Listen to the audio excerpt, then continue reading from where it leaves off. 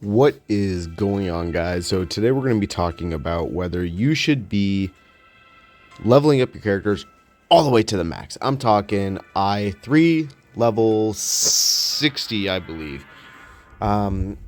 So I mean, typically you're going to be saying for most gacha games, yes, you want to be maxing out your character to the absolute most that you're capable of doing.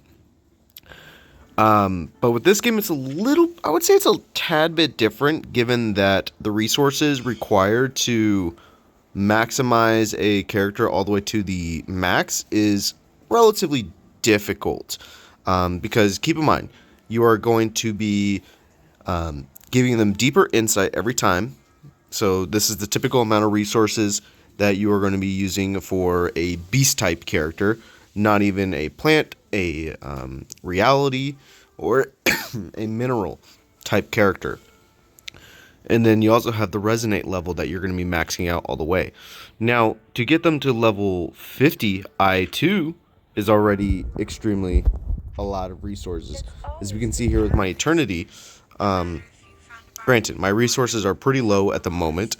But at the moment, I'm just I2ing level 50 all of my units to the best of my ability. As we can see here, we are doing a lot of work on a bunch of different units. Granted,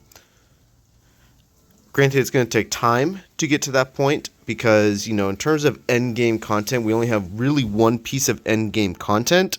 But that's not to say that in the future we get harder and harder pieces of end game content, and you want to be building 3 teams, ideally 3, to maximize the total damage output from those 3 teams. We could be having a beast team. As we can see here, I already have a little bit of a core going with Centurion, Millennia, and Medicine Pocket.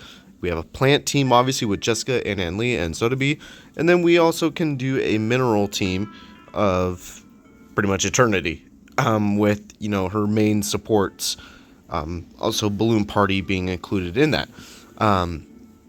But you do want to focus on getting your main teams to I2, I would say, to level 50, and then progressively building up towards that.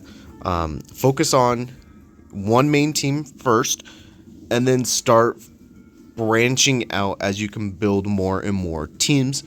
I'll do like a separate team guide of the top teams currently on the global version, the top meta, and obviously, when further units get released, how they impact these top tier teams.